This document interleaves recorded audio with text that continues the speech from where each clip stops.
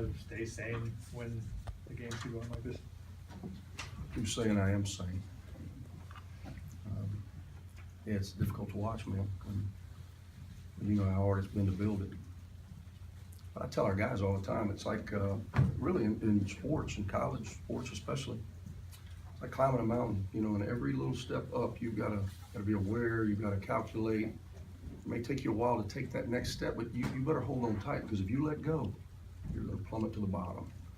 And for whatever reason, we can't seem to hold on. It's like we've let go. It's very frustrating for me. I hate it, because I know, again, how hard it was to build it up. And I certainly hate to see it go down like this. Andy, Brian and some others hit some shots at the beginning of the first half, looked a little quicker. Why do you think that was missing at the beginning of the game? You know, I don't know. We've really struggled shooting the ball really all year. We're in the bottom of the SEC as it relates to efficiency. We don't have a guard on our team. We only have one player on our team shooting better than 50%. We don't have a guard shooting over 40%. So it makes for a challenging offensive scheme. I think, you know, I just tried to tell them, hey man, what's done is done. We're down 20. We all know the fate of the program. Go play. Why don't you just go play? This is great. You know, I appreciate the rivalry. I appreciate the passion. Mississippi State is playing really well. Why don't you go play and enjoy this? This is what you worked your whole life for. This opportunity, go play. Is there anything you can do from a coaching perspective?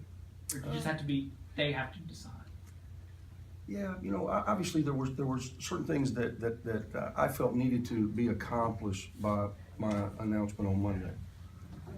And I think the majority of it was accomplished.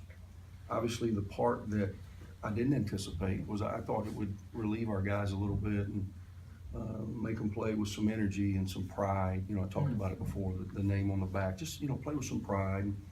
That has not kicked into the level that I thought that it would, or I was hoping that it would for them, not for me, but for them. This is your last regular season game in the rivalry. What do you remember about it? You know, it's my 12th time in here, and I thought the crowd tonight was good. I think Ben's got them really, really playing well. I think they won 4 of 6, and the 2 they lost, they could have easily won.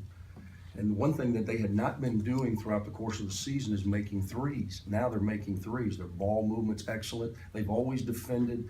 Adu gives them a presence at the basket that they have not had really since, I guess, Jarvis Bernardo. And I remember him. I still have nightmares over him. The best that this league's ever seen. So now they have a defensive presence at the basket. They're very, very quick on the perimeter.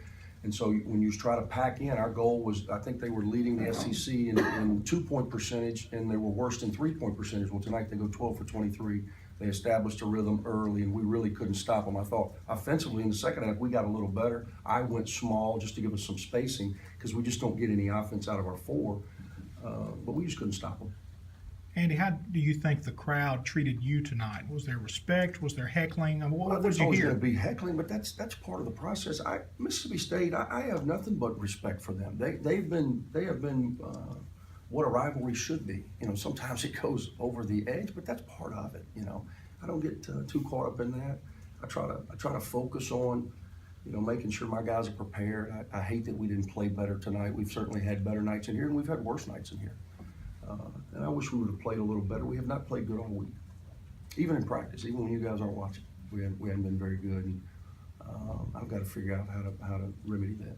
Andy, talk about what Tyson Carter gave Mississippi State tonight, because that's 2 back-to-back games he's performed for them. He's a really good shooter. You know, coming in, the scouting report would say, hey, you got to stay attached to Carter.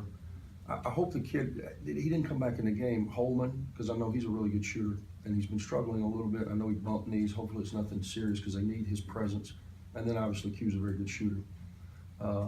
And so we were trying to make sure that we gapped them, because they are athletic. And now Zay Stapleton's really shooting it, gets you spread. Then they get to that ball screen. Lamar Peters is going by us off the bounce. We over-rotate. He finds the open guy. I thought they were tremendous tonight. And unfortunately for us, not so much. I know this is a hypothetical, and I can't remember you ever doing this, but did you ever think about, like, just walk-ons play for a few minutes? Is it? Yeah, you know, the game, there's been a lot of thoughts about who I should put in the game. The game was about a 13, 14-point game. I had Markel Crawford, you know, clean look at the top of the key to cut that thing, I think, to 11. about a minute and a half to play. You know, it's not really white flag time. I thought our guys competed. I would have done it at the end, but it was kind of fruitless, 40 seconds or so. I like our kids. We've got good walk-ons. We've got good kids. They've been good representatives of the university. I just, again, I wish we would perform better as SEC basketball players.